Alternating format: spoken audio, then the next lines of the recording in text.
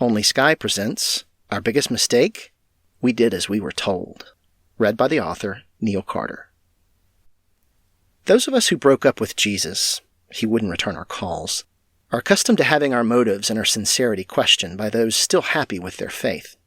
We get it all the time. We hear that we weren't authentic enough, or we weren't fully surrendered to the will of God, or we had some unconfessed sin in our lives, or whatever. Maybe we just didn't go to the right kind of church, or we read from the wrong version of the Bible. Didn't you know the King James was the version God always wanted? Or maybe we just fell away because our faith was weak, or our love of worldly things was just too strong. I've been dismissed in so many different ways I've lost count. The truth is that just like me, most of my post-Christian friends left not because their hearts weren't really in it, but because they were too into it to settle for anything less than following all the way through with their faith commitments. We weren't the complacent ones, the ones neither hot nor cold whom God was going to spit out of his mouth. No, we were the ones most committed to following our faith to the limits of our capacities and beyond, past the point of our own breaking, following Jesus wherever he led, even to the ends of the earth. We were totally sold out. In other words, we didn't leave because we didn't care enough. We left because we cared too much. We took our faith too seriously. We were far too committed to seeing things through to pull back when the harsh realities of our religion came crashing down around us. Like Truman reaching the end of his town-sized television studio in The Truman Show, we kept going right up until we finally found ourselves on the outside looking in.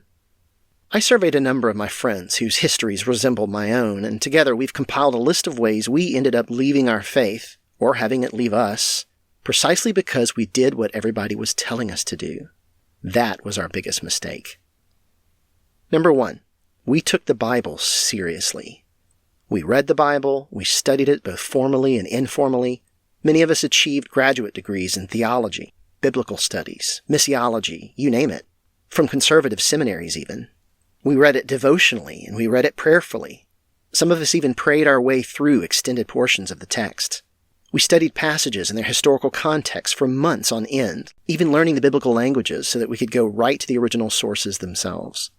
This was a big mistake. Maybe you did this too, and it only strengthened your faith. But speaking for myself and so many of my post-Christian friends, it was our reading of the Bible that put us on our journey out of the faith entirely. I think the Catholics have the best strategy. Don't make too big a deal about being biblical, because people might actually start reading it for themselves. The smartest thing the church ever did was to keep both the scriptures and their worship in a language that nobody but the priest could understand, much less critique. For some, it's the violence, either commanded by Yahweh or else carried out directly by his own hand. You have read the story of the flood, right? For others, it's the blind eye the Bible turns towards systemic injustices like slavery or viewing women as property to be bought and sold to the highest bidder. These were all cultural norms at the time, to be sure, but you would think that divine revelation could overcome such limitations. It would seem that God is only able to reveal to us whatever our cultural context has already predisposed us to know and understand. If that's the case, though, I'm not sure what's so revelatory about it. Number 2, we prayed for the things the Bible told us to pray for. We didn't pray for a pony. We didn't pray to get rich or drive better cars. No, we prayed for our loved ones to overcome illness, just like Jesus and James told us to do. But nothing out of the ordinary happened. The people we prayed for either got better or they didn't, but at exactly the same rates as people who weren't being prayed for at all. As someone once put it, believing actually led to the demise of my faith because it caused me to expect God to do things. It turns out the Bible writes a lot of checks that reality simply can't cash. The Christian faith overplays its hand, making promises of provision, health, and security which no one with their eyes open would say get met, unless they happen to be affluent. And it's not just about healing, although unambiguous assurances about that are everywhere. It's also about prayers for things like spiritual fruit, personal character, peace and harmony between people, and guidance or protection. Seeing that even the prayers of Jesus didn't come true, you'd think we would finally learn our lesson. As another friend quipped, there's a reason one needs faith the size of a mustard seed. Any larger and it will destroy itself. The only prayers that reliably get answered are the ones we can answer ourselves. We learn this through repeated experience over the course of our lives. Number 3, we shared our faith with others. Boy, was that a mistake. More often than not, it's a fool's errand to share your ideology with people who don't already accept all the same fundamental beliefs that you do. They ask really good questions for which you won't find good answers. I don't mean the answers are elusive, I mean they don't exist. Some inconsistencies really can't be reconciled, and the only way to make those questions go away is to bury them. Just learn to live with the slow, dull ache of pervasive cognitive dissonance. Now, evangelism does work, as long as you restrict it to those people and places where everyone already thinks the same way you do. They call this preaching to the converted, and as pointless as that sounds, that's the only kind of preaching that reliably works. If you branch out and try to introduce the Christian faith into a context in which it's not already culturally privileged, you're going to have a bad time. Number 4. We believed God was a person who wants to be known through an intimate personal relationship. This, for me personally, was the fatal error of my religious upbringing. I realize there are many different ways of viewing God, even the Christian God in particular, and not all traditions stress this idea of an intimately personal God, much less a personal relationship with Jesus. But mine did, and that to me was the biggest mistake of all. As a young Christian with a heart full of passion and idealism, I cut my spiritual teeth on the Wesleyan pietism of A.W. Tozer, who instructs us in the pursuit of God, quote, "We have almost forgotten that God is a person, and as such can be cultivated as any person can. It is inherent in the personality to be able to know other personalities. Religion, so far as it is genuine, is in essence the response of created personalities to the creating personality, God. This is life eternal, that they might know thee, the only true God, and Jesus Christ, whom thou hast sent." Unquote.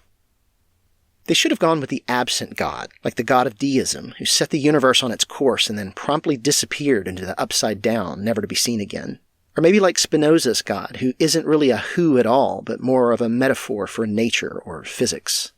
What this miscalculation did for me was it set up an expectation that I should be able to sense, perceive, hear, and know this person through direct, immediate contact, spirit to spirit. I operated within that paradigm for 2 decades. And for a long time, the narrative held together. I felt God. I heard God. I knew God in personal experience. There's just one problem. If you take this relationship too seriously, if you come to it with too much expectation that reality will match what you were told to anticipate, you may one day fall hard upon the cold ground of self-honesty. One day you may finally admit to yourself that you have been conjuring this relationship through your own imagination your entire life. Talk about a disorienting realization. In the end, what made us see through the illusion was our sincere expectation that it wasn't an illusion at all. We trusted it. We leaned into it. No, we dove headlong into it, and we found in the end that there was nothing there. Just our own thoughts, feelings, and imaginations, adept though they were at creating our Creator. Number 5. We landed in leadership positions and got to see how the sausage was made, so to speak. Be careful how far you advance in your faith. If you do things too well, they put you in charge. Before you know it, you've become a part of the machinery that produces the experiences that everyone else takes for granted as manifestations of divine presence. The show must go on, and it'll soon become your responsibility if you're a gifted person who can make Jesus real for everyone else. If you're not careful, like Dorothy in Oz, you'll push your way through to meet the wizard, only to discover it's just an old guy pulling levers and pushing buttons. Or worse, one day you look in the mirror and discover that you've become that person yourself. Number 6. We loved people the way our faith told us to, but got kicked out of the club for doing so. A prophetic tradition runs through the Bible, exhorting the people of God to advocate for social justice. It repeatedly tells them to look out for the poor and the infirm, taking care of those who are less fortunate.